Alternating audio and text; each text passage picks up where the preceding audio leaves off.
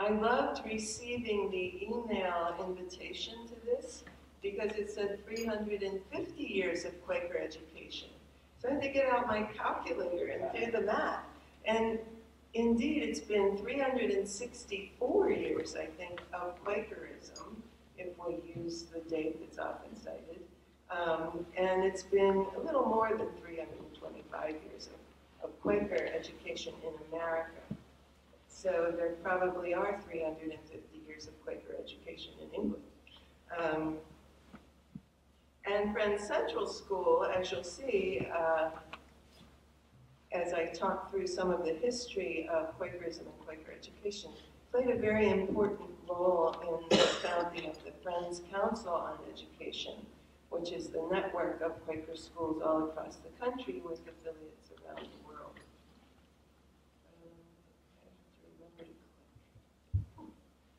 So I had so much fun putting together this presentation because I read everything on the website, and the photographs on the website are so lovely. But I actually filled a lot of this presentation with photos from your website and text from your website, because if I'm speaking about Quaker education, you've done, as a school, a lot of thinking and talking about what is Quaker education, and some of that has appeared on your website even recently. I know you went through a strategic planning process and have done a really fabulous job of having a description of your mission that's succinct. It's not 3 paragraphs long, the way they used to be. It's memorizable, and also of the vision statement for the school. So as I read this, I'm hearing this, and I hope you will hear it too, about all of Friends education, and specifically about Friends Central, because these are some of your words, and this is your mission. We cultivate the intellectual, spiritual, and ethical promise of our students. Now right there, what's different about Quaker education? Most schools don't talk about spiritual. Many schools talk about ethical. All schools certainly talk about intellectual. So there's a key difference in Quaker education, that we care about the whole child, including spiritual development, whatever that means to you. So then we go on to the vision of this school, and I would say this is the vision of Quaker education: to awaken courage and intellect. Courage is such an important piece in the history of Quakerism, and then it becomes an important piece that we try to cultivate with our students. And the goal of peacefully transforming the world, as you heard from Craig, I'm on the board at Haverford College, and we have a working document from the Haverford Corporation that talks this same language. This is our hope. And so it takes a lot of courage to live that hope, especially in today's world, but I think it always has that kind of courage to live that hope and carry that vision forward. So, what else is central at Friends Central? Well, you've probably all heard of the Quaker Testimonies. And so the school was established, as Quaker schools were in the early days, by the Religious Society of Friends. Some schools were established directly connected to a specific Quaker meeting, and other schools were established to be Friends schools and have board members in particular, but also faculty and staff who are members of the Religious Society of Friends. So we have a list of testimonies there. How many do you see?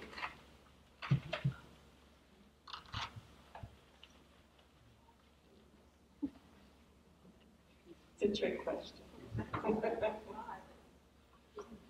There's 5. I put these in there twice, so you can count it or not. But it's also, so that's the first trick of the question. The second trick is there is no official list of Quaker testimonies.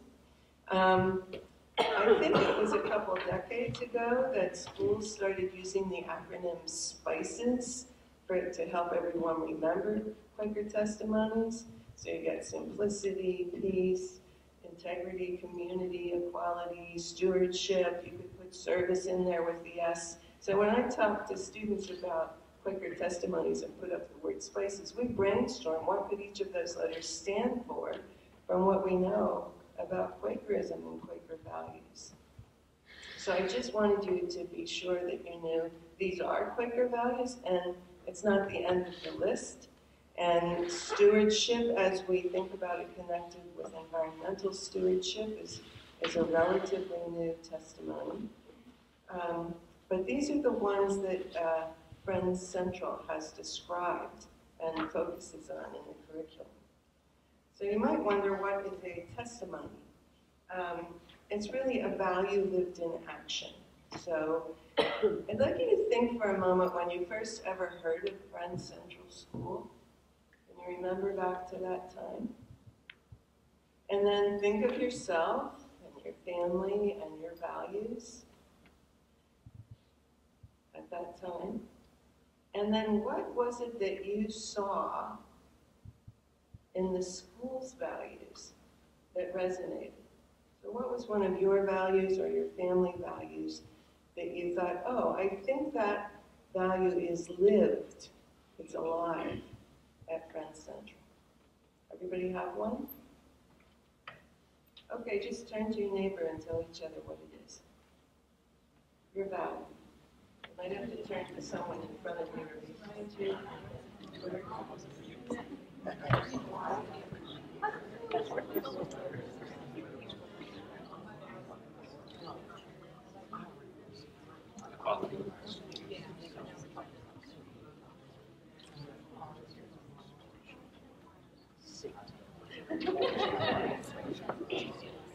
Okay, thank you. Let's call some of them out. Anyone? Service. Service. Community. Unconditional service. Unconditional service. Thank you. Community, I heard. What else? Kindness. Kindness.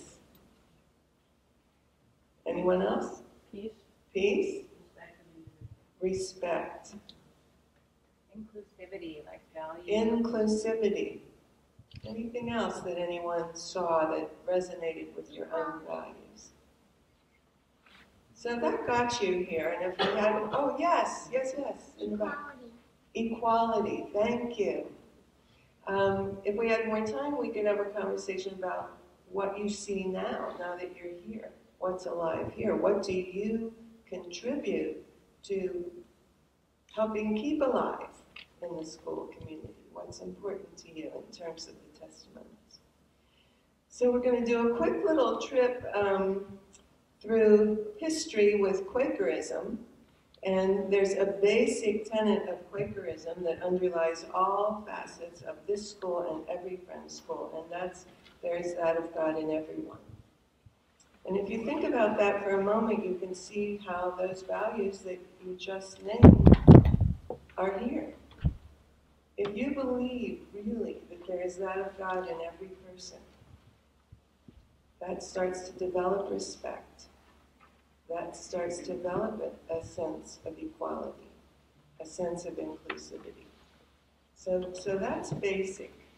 Another basic practice that comes from Quakerism that's practiced in every Friends school and is practiced here among the divisions in classrooms, we will all be practicing it today, is meeting for worship. And meeting for worship is central. There have been some dissertations and master's theses done on meeting for worship in Friends schools.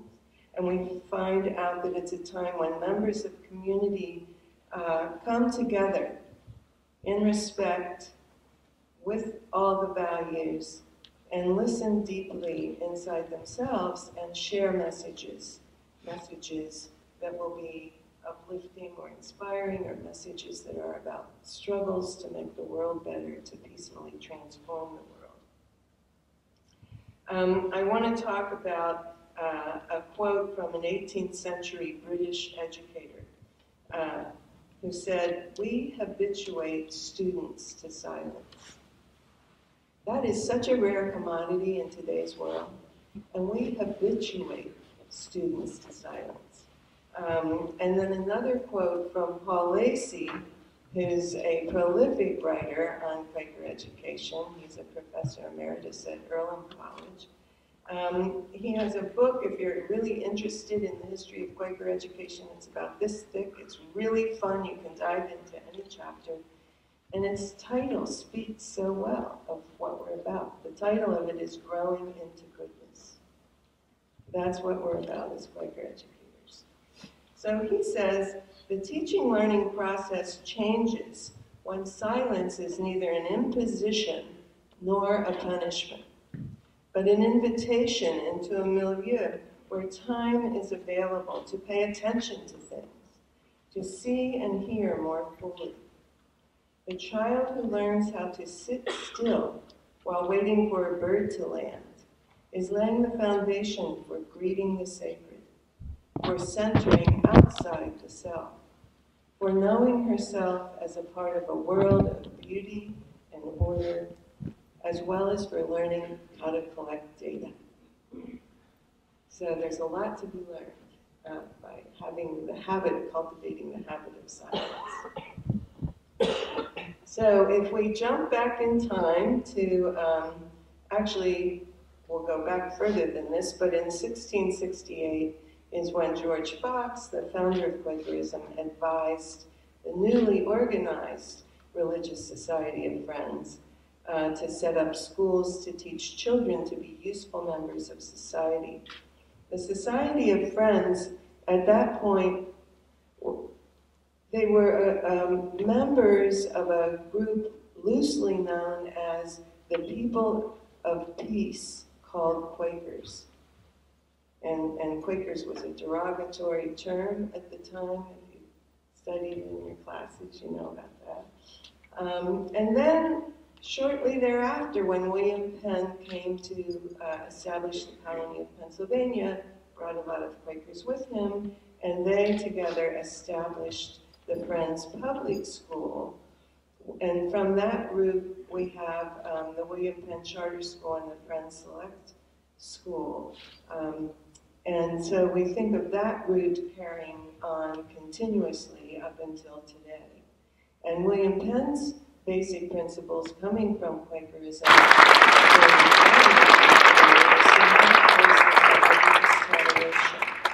most colonies were founded for a specific. Did anything I said surprise you?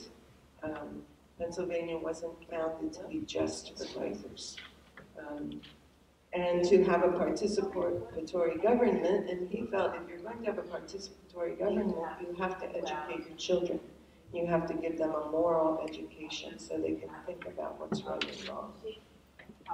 And then that concept of enduring love appears in all of these executive director of Friends Council, adults, government, public school, education, representation on Friends education. So going further back, how did we get leadership places?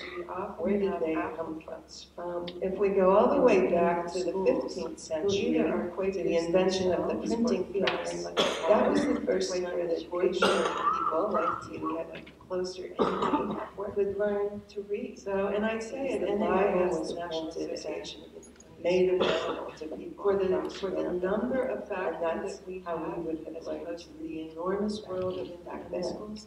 So it was thanks to the printing press that workshop for people who were not part of the aristocracy, people want to hear the power of the kingdoms, could learn to read and begin to think, and begin to wonder, and begin to have opinions about things that were founded in conversation. So we had the Protestant Reformation in the 1500s, and a lot of religious sects started emerging all over Europe and in England.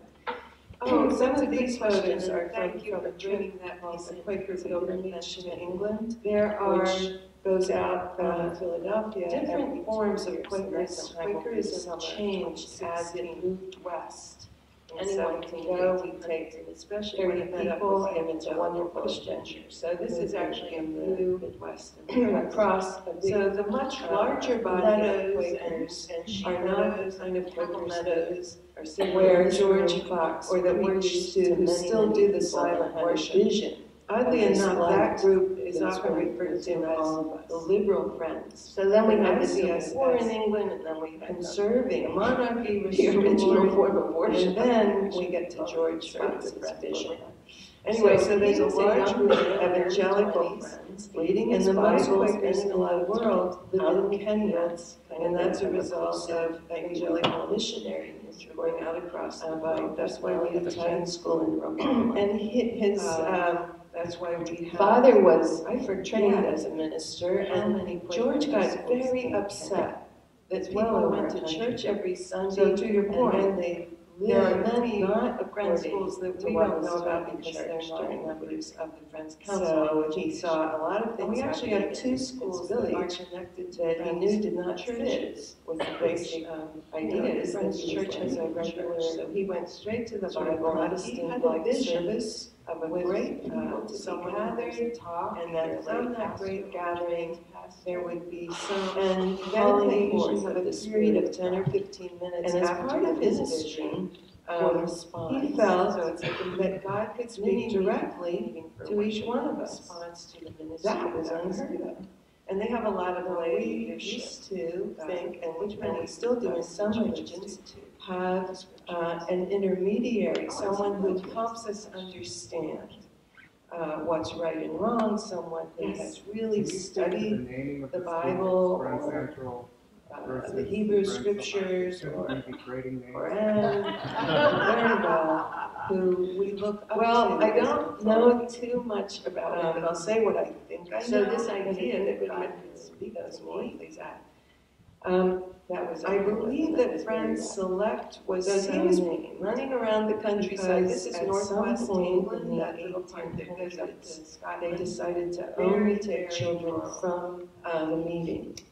So he ran into a group. It was selected as the seekers of truth.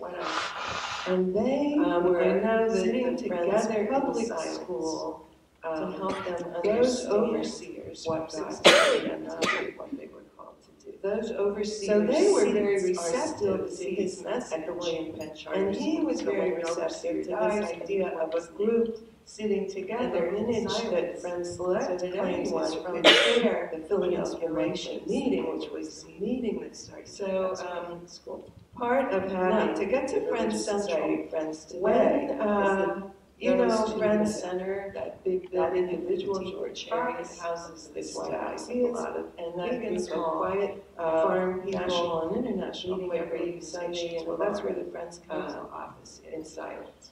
And this photo is we moved to the third floor after the renovation, and two of us kind of sneaked up through to the attic, pretty much like a house, because we were just curious what was up there. And we saw blackboards that would have indicated Friends Central had been pictures of the home, and actually where the case state of a woman named Margaret Fell.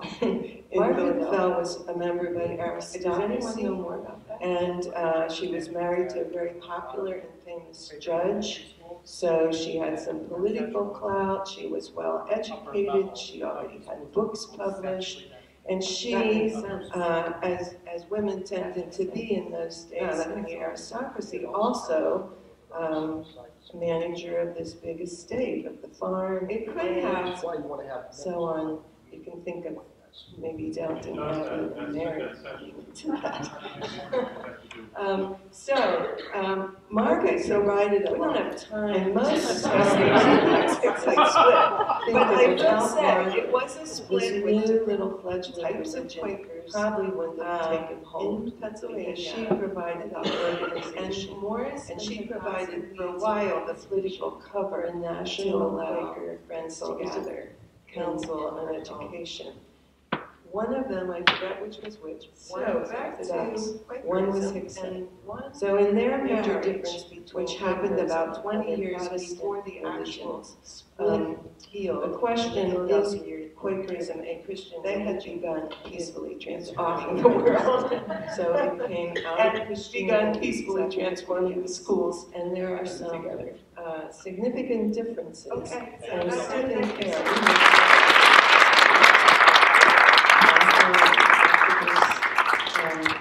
He described this difference in an interesting way. He talked about the fact that the authority lies for Quakers within the inner light and within the gathered community. So for Catholics, the authority clearly lies in the papal doctrine and the Pope's inspirational interpretation of that doctrine, and then also the priests and so on. In Judaism, it's the law. I forget the number of laws in Judaism. And it's your rabbi who helps you understand how to live well, how to live right, how to live a good life. And in Quakerism, in Protestantism, there's usually a preacher, a minister. And the answer to a moral question might be found in what we call the New Testament, by studying Scripture.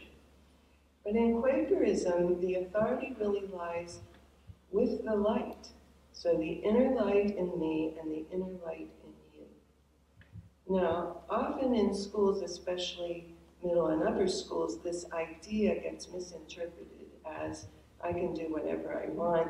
This is a Quaker school. Unfortunately, that's not the case. There has to be a community with whom you test your ideas about your actions that you're going to take. So it's the idea that we all do have access to spiritual truth, and we're doing that in a gathered community of faith. So, how is Friends Central in this history?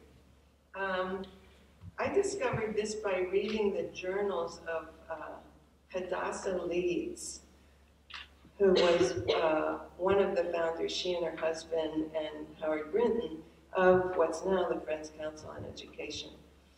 And reading her journals, discovered that she and her husband had this vision. So they called together, the number in the journal is 90, about 90 people who were Quaker principals of schools, Quaker school committee members, which would be like boards today, to a dinner party. Imagine throwing a dinner party for 90 people to discuss an idea, one idea, that they called a National Quaker Council on Education. And the dinner party was here at Friends Central School in 1930. So what came out of that dinner party was ongoing conversation. There were also heads of Quaker colleges attending. Came a subcommittee that organized the Quaker Educational Council, which is now the Friends Council on Education. And Barclay Jones, head of Friends Central School, was one of 3 people on that committee to carry forward the vision. There were also a representative from Haverford and Swarthmore colleges to do that. So now, today, the Friends Council on Education has 82 member schools across the country. And how many students are here? Okay, but how many are here in the room? You want to just stand up so we can say hi? Hi, students. So students, you are, you make this school what it is. But you are one of over 20,000 students in Quaker schools across the country today. Faculty and staff, would you stand up here? Wow. Thank you for your unconditional service. So you're part of close to 5,000 people across the country working in Friends schools. And then trustees, do we have trustees here who could stand up? It's board members.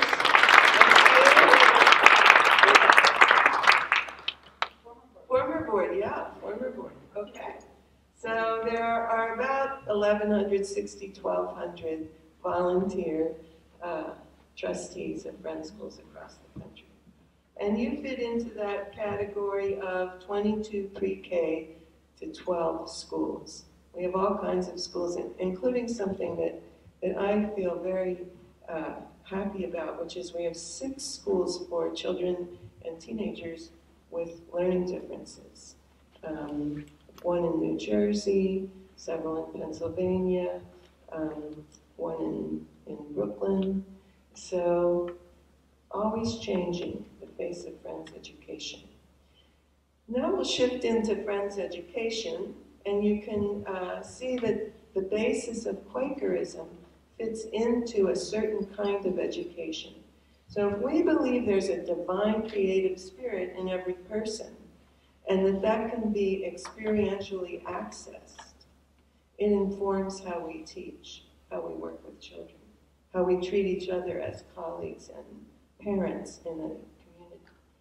And if we really believe that truth-seeking is a process of continuing revelation, so we don't believe things are cut and dry, black and white. We have to be continually seeking the truth. If you're a scientist, you know that. You know, science changes all the time. And we do that within our gathered community. So here we go from the Friends Council website, and from what I was planning to say to you anyway, it fit in so well. First of all, that leads to a constructivist approach in education where we expect learning to be experiential. We expect surprises. So generally it's joyful. And what Friends Central School says, it is our strong belief that students will grow into contributing, optimistic members of society. Students here don't feel that as a heavy burden. It means you will lead a joyful life, contribute to society, and have a positive impact. Also in Friends schools, and especially here at Friends Central, we find an inquiry-based pedagogy. We don't believe in teacher dumping known information into children. We believe in exploring it, what's happening now in the world related to this thing from the past. Let's all jump in, do the research together, and figure this out. So we expect learning to develop over time in response to new knowledge and insight. And that's part of the belief in continuing revelation, which is the Quaker belief. That's why we have to continually be seeking.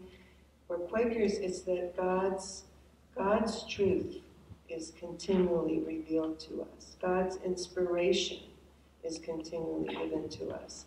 And in an academic setting, it's about really searching for answers together and being open to differences and seeing what we can figure out together. So it's continual learning, it's lifelong learning, learning through inquiry.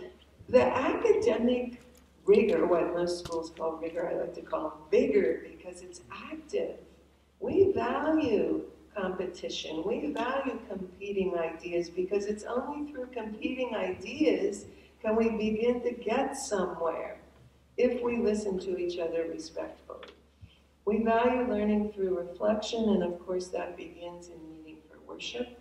I was part of a research project in the late 90s where we looked at a lot of Friends high schools, 24 altogether. Laura, you were part of that project.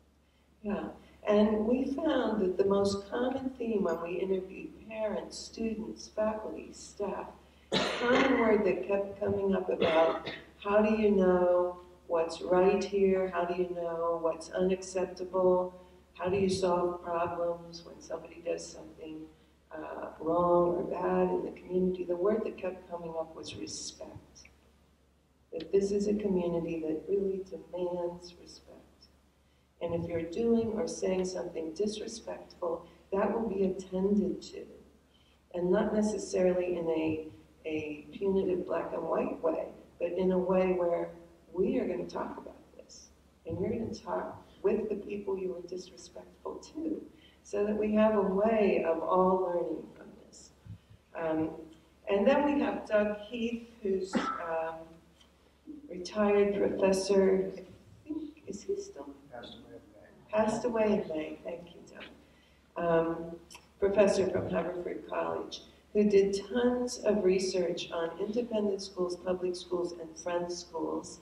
He was a Quaker. He was very interested in what are the subtle differences or not so subtle differences between these three groups.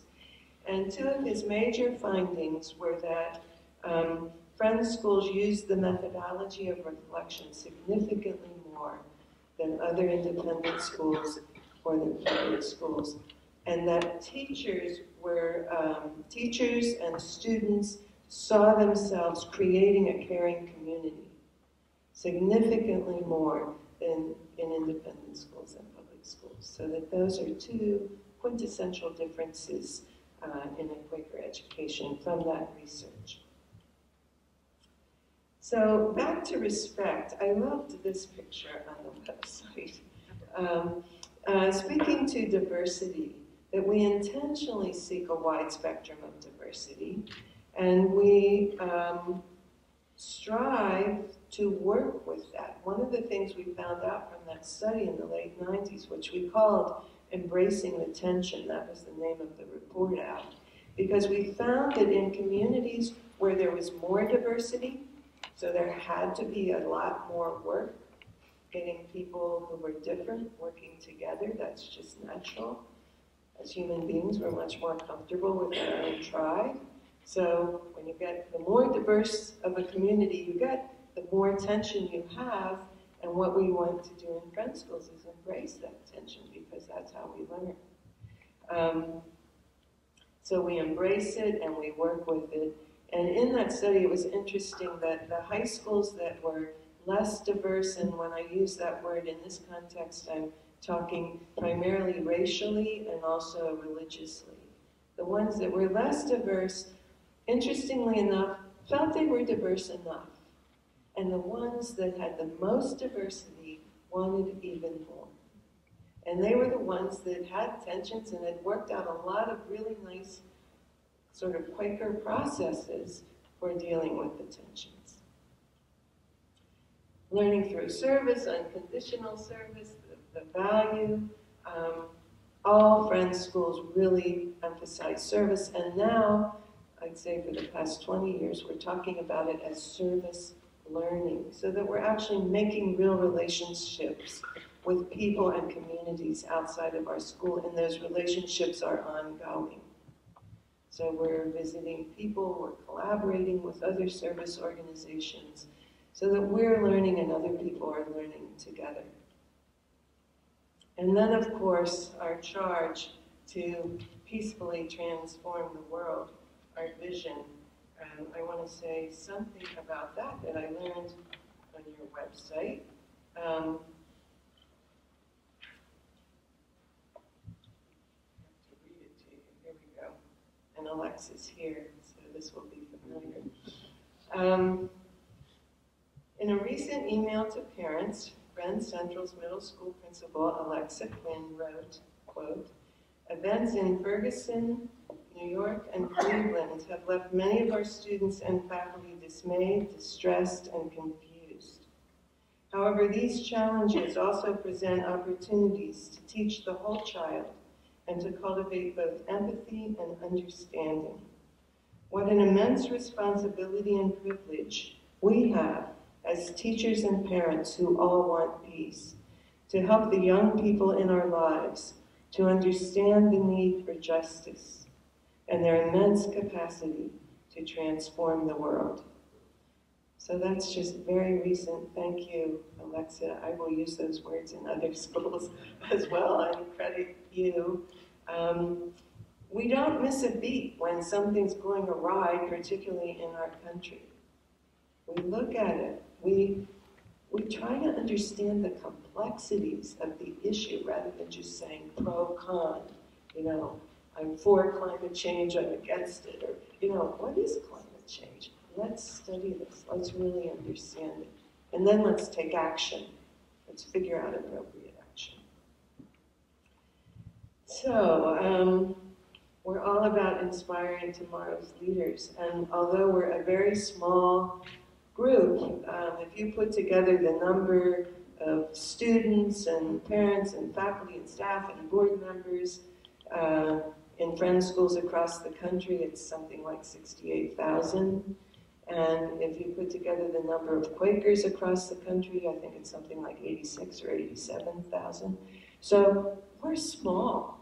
We are definitely a minority population in terms of education and in terms of the religious society of Friends. But we have always made a big difference, and it's because of that piece of voice and action. Values, voice, action. With reflection in there before the action, and reflection after the action. And that just makes for tremendous leaders in any community, big or small. So that's what we're about. We're hoping that Friends Central students will continue after they leave here to be known for their contributions to their neighborhoods, their towns, their cities, and the world. So what's central at Friends Central? Quaker works, your relatively new tagline. So I'm happy, I think maybe I talked about 30 minutes, I don't know. I'm happy to have you talk. Comments, questions, and Craig, will you let me know when we're out of time? And I should sit down. Okay, thank you. Thank you all.